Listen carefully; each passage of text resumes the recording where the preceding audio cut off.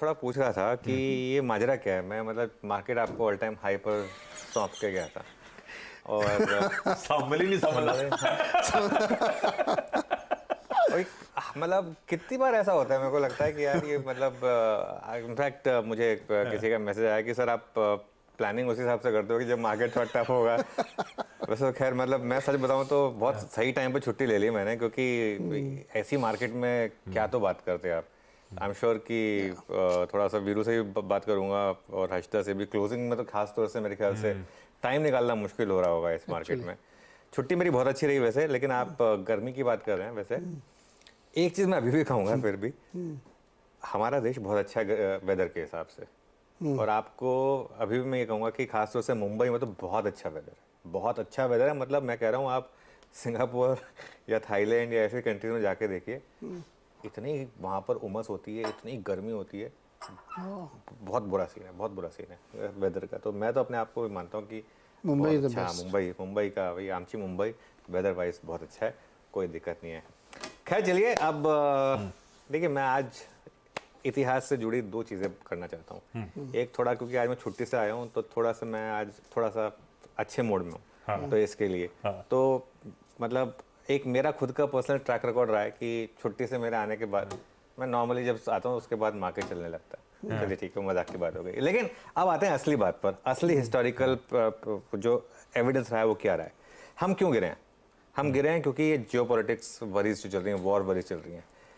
Market में historic evidence क्या रहा है? जियोपॉलिटिकल वरीज की वजह से जब भी मार्केट में करेक्शन आई है, ऑब्वियसली उस समय आपको डर लगता है, उस समय आपको डर लगता है, लेकिन ये हमेशा एक खरीदारी का मौका था। अच्छा, सिर्फ यहाँ पे नहीं, सिर्फ इंडिया में नहीं, वर्ल्ड वाइड। मैं आपको एक एग्जाम्पल बताता हूँ।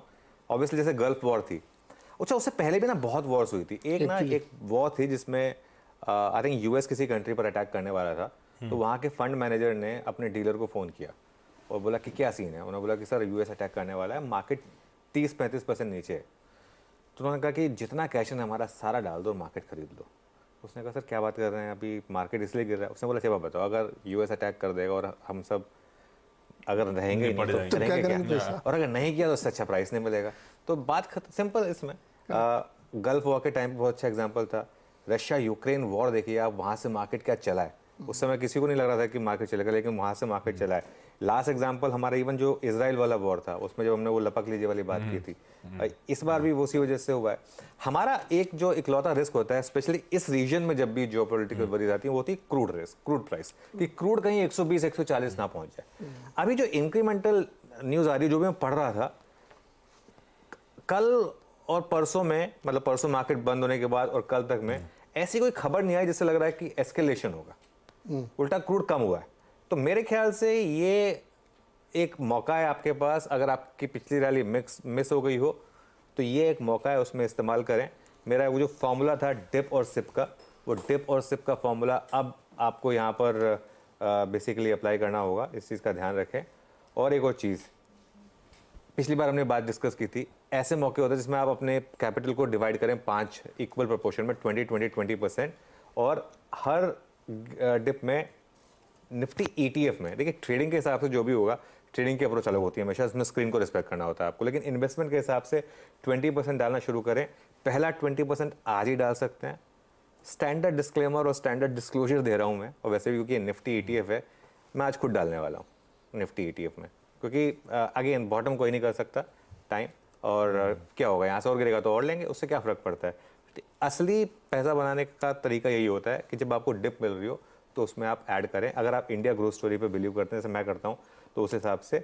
और वर्स्ट केस सिनेरियो क्या है, 200 डे मूविंग एवरेज 20-800 का। अब मैं ये नहीं कह रहा हूँ कि यहाँ तक जाएंगे हम, लेकिन सपोज करिए वहाँ तक चले गए तो वहाँ तक का आपको मौका होगा और 20-20% के हिसाब से ऐड करने का।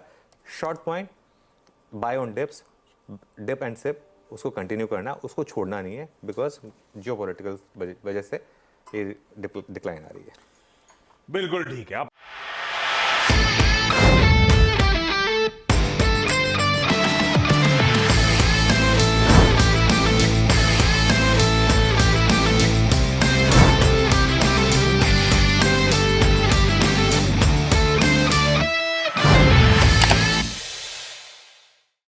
But बता दें कि मनी कंट्रोल पर दिए गए विचार एक्सपर्ट्स के अपने निजी विचार होते हैं।